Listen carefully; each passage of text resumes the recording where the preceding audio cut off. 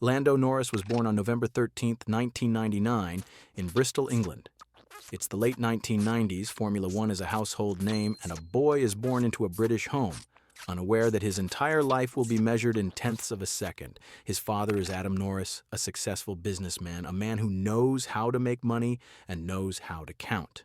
And that's important, because in Lando's story, there's no myth about running low on gas. But there's a different kind of pressure. When you have opportunities, results are expected. The world isn't gullible. It's like, come on, prove it. His mother is Siska Norris, calm, supportive, the very figure who maintains balance when racing, championships, and stress loom large.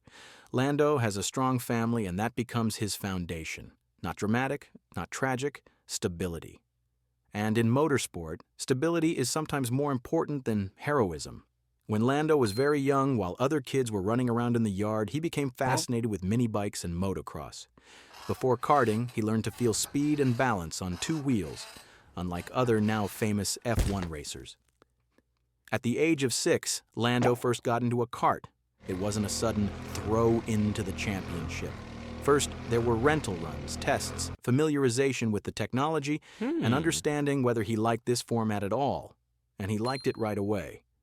According to those close to him, he very quickly began driving not like a child, but deliberately, choosing lines, braking where others simply let off the gas, and asking overly adult questions about kart setup.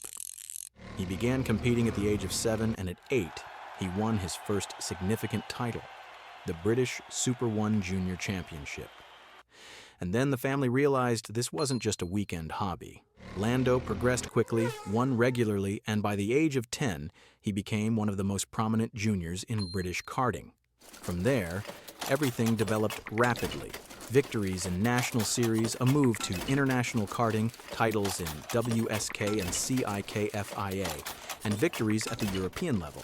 But the key to his entry into karting isn't a child prodigy, but a story of a very early technical understanding and family support, which gave him time to take his time and grow without unnecessary pressure.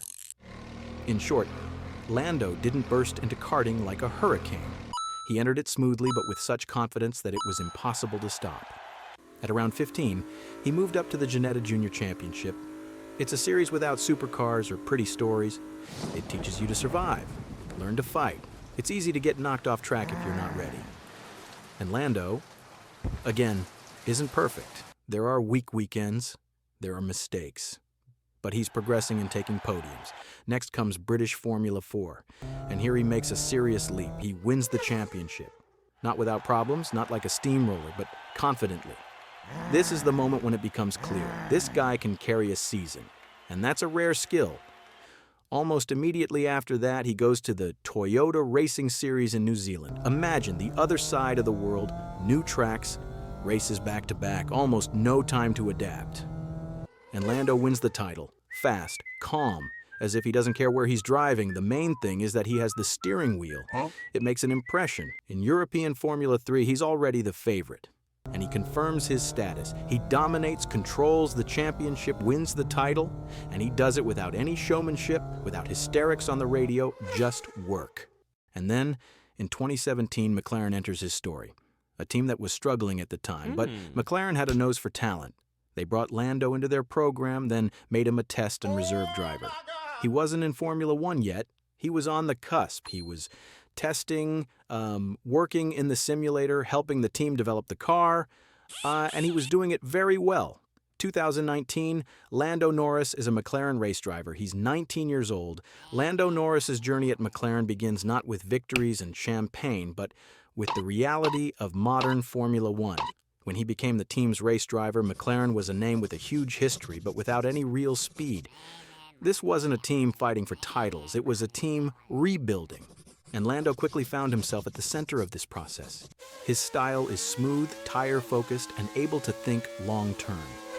He doesn't tear the car apart on the first laps or seek glory in every corner. He drives as if he knows a race is always longer than a single overtake. From his first few seasons, it's clear. He's not just fast, he's stable, calm, and surprisingly mature for his age. Between 2021 and 2024, his career has developed in waves, just like the team's form. Within McLaren, Lando is no longer just a driver. They listen to him. They adapt the setup to him and adjust updates based on his feelings. It's a quiet sign of trust that doesn't make headlines but decides the team's fate.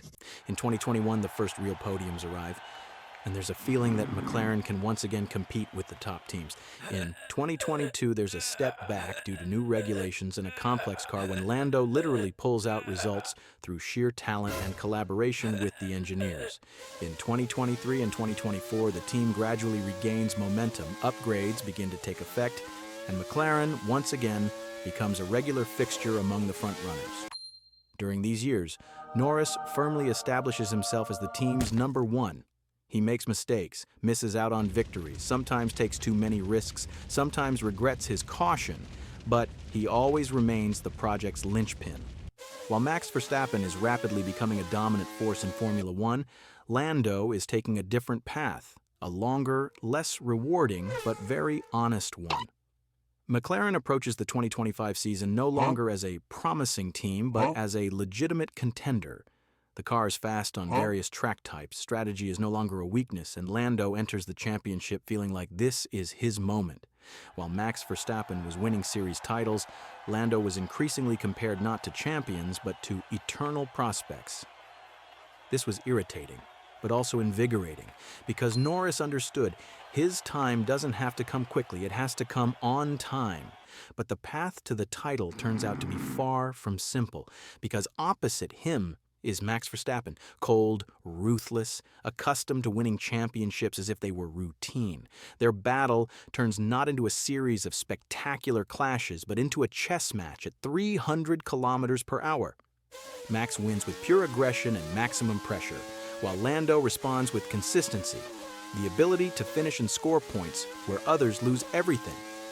Races are won in different ways, sometimes by pace, sometimes by strategy, and sometimes simply by endurance. The closer the season ends, the higher the tension. Every mistake can cost him the championship. And it is here that Norris proves that the years of waiting were not in vain. He rarely fails, he maintains his rhythm, he doesn't break under the pressure of Verstappen's name. And ultimately, step by step, race by race, Lando takes the lead in the overall standings and becomes the 2025 Formula One World Champion. Not the most celebrated, not the most dominant, but perhaps the most hard-won. Lando Norris's story is the story of a driver who didn't have it all right away. He didn't take Formula One by storm. He didn't rewrite records in his first season. He's come a long way with a team that has risen and fallen alongside him. And that's why his title feels so real. Leave a comment on how you view Lando's championship. The beginning of a new era for McLaren or the perfect moment at the perfect time? This was Mort. Bye-bye.